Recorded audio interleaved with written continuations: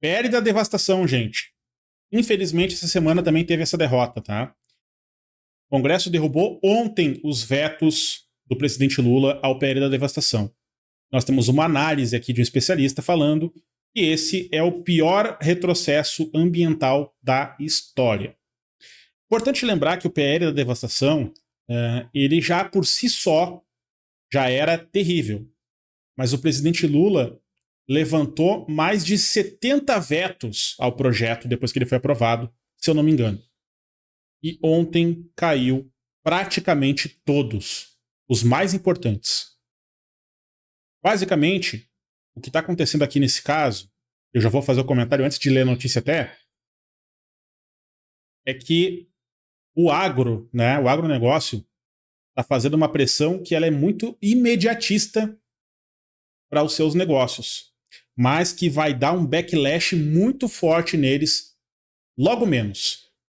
Eles estão pensando no curto prazo, eles querem abrir picada de mato e plantar soja para tudo que é lado, só que vai chegar num ponto em que eles vão ensacar essa soja, tentar mandar para a China e a China não vai comprar.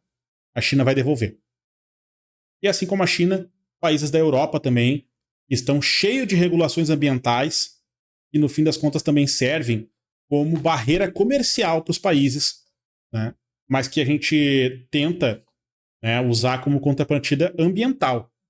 Os países usam o argumento da contrapartida ambiental, de que não pode ser de área de devastação, não pode ser de área de desmatamento, o plantio que foi feito e tal, tem que ter rastreabilidade, qualidade e tudo mais.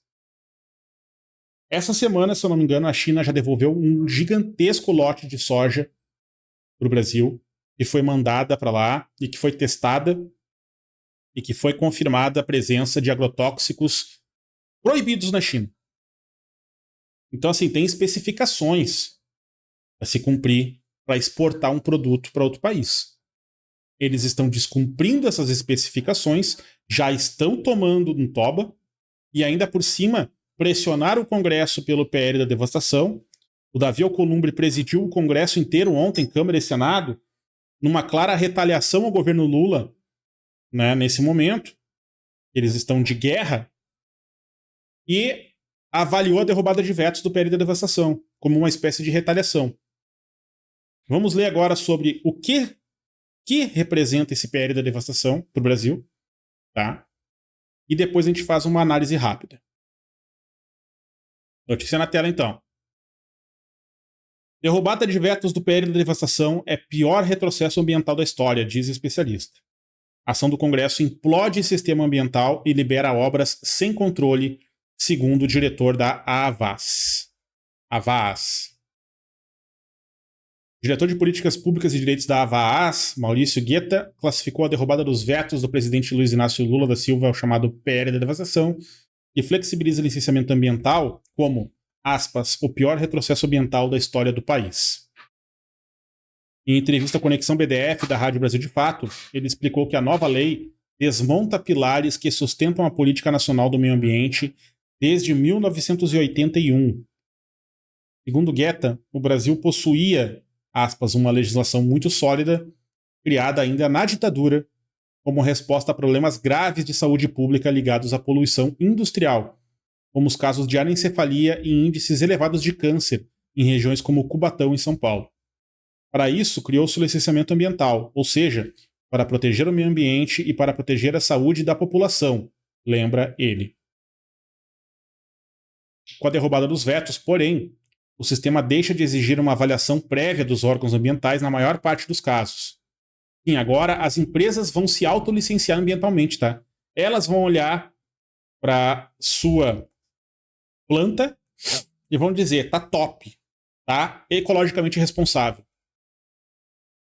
Não vai ter um auditor externo, não vai ter uma avaliação. Eles mesmos vão se licenciar.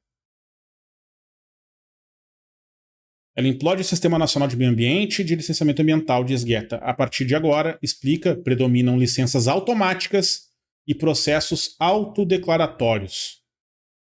Aspas, o empreendedor, ele mesmo, declara suas informações em um sistema eletrônico e ele tem a concessão da licença de forma automática, critica. O diretor lembra que tragédias como o rompimento de barragens em Mariana e Brumadinho aconteceram após flexibilizações estaduais. Isso mostra a importância dessa legislação e os riscos que estão envolvidos nessa flexibilização, destaca. Riscos para territórios e comunidades. Guetta alerta ainda que atividades fortemente associadas ao desmatamento, como a agropecuária, passam a ficar dispensadas de licenciamento. E aqui nós vamos ter um grande problema, tá? Isso é um tiro no pé do agro. Aspas, nenhum tipo de empreendimento vai precisar de licença, ou seja, desse controle generalizado dos impactos do agro, indica. Além disso, empreendimentos classificados como de médio impacto, categoria onde se enquadrava a barragem de Brumadinho, poderão receber licenças automáticas. Vamos ficar dependendo única e exclusivamente da boa vontade do empreendedor. Lamenta.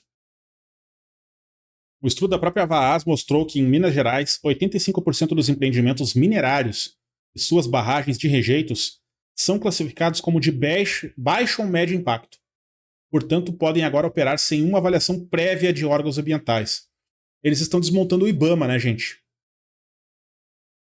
Caminhos jurídicos. Para Guetta, o governo e entidades da sociedade civil ainda podem tentar barrar os efeitos da lei no STF. Essa nova lei é repleta de inconstitucionalidades e não é uma análise subjetiva. Ele lembra que, na última década, o judiciário julgou inconstitucionais leis estaduais com conteúdos semelhantes, como dispensas de licenciamento, autodeclaração e exclusão de territórios indígenas e quilombolas. Se o Supremo for coerente com a sua trajetória, muito provavelmente nós vamos ver a derrubada desse retrocesso, pontua. Os danos ambientais são irreparáveis por natureza. Quando se mata o Rio Doce, é praticamente impossível reconstituir aquele rio. Acrescenta, destacando a importância de agir com rapidez para barrar os retrocessos aprovados pelo Congresso. O diretor da Vaaz conclui e espera acionar não apenas o governo, mas também a Procuradoria-Geral da República e partidos políticos.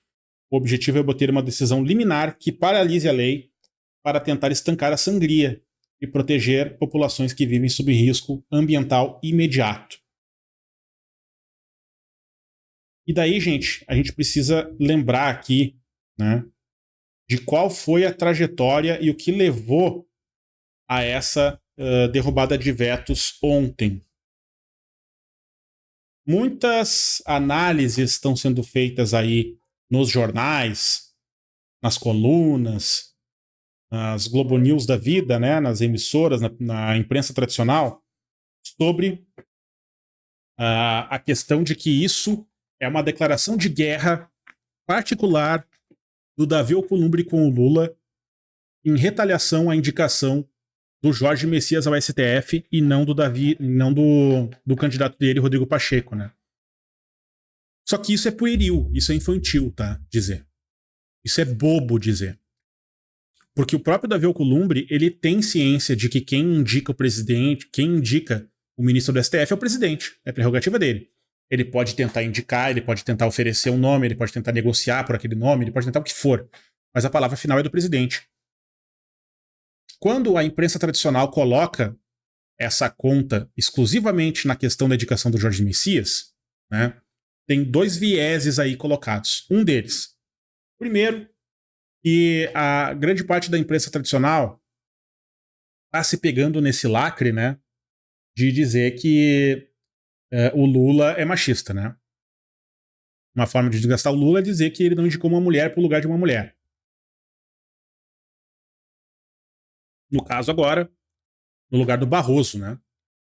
Mas eles continuam usando esse argumento lacrativo, que não tem nada a ver com militância feminista, deixa-se de passagem isso. Tá? Quando a Globo fala que prefere uma mulher no STF, é porque ela prefere que seja uma pessoa estranha ao Lula, e não que seja uma mulher ou uma mulher negra. E eles usam esse argumento para escamotear o real motivo por trás dessa questão do périodo da devastação. Tá? E é o seguinte, Alcolumbre, ele vai ver, sei lá, metade do seu partido ruir, com todos os escândalos que estão sendo deflagrados agora com operações da Polícia Federal, tanto ele quanto o PP.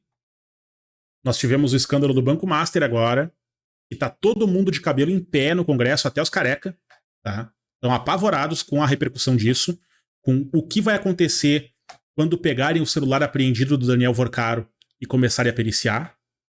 Tá cheio de político do Centrão implicado nas maracutaias do Banco Master. Tem agora a questão da Refit. A questão da Refit, ela espalha para outros tentáculos também. Tem que lembrar da Operação Carbono Oculto, que encontrou envolvimento do PCC no ramo de combustíveis, desvios, lavagem de dinheiro, envolvimento de políticos como, por exemplo, o Ciro Nogueira, presidente do PP. Importante lembrar, Antônio Rueda também, presidente da União Brasil. Os maiores partidos do Centrão estão criando uma fusão chamada União Progressista, uma federação partidária.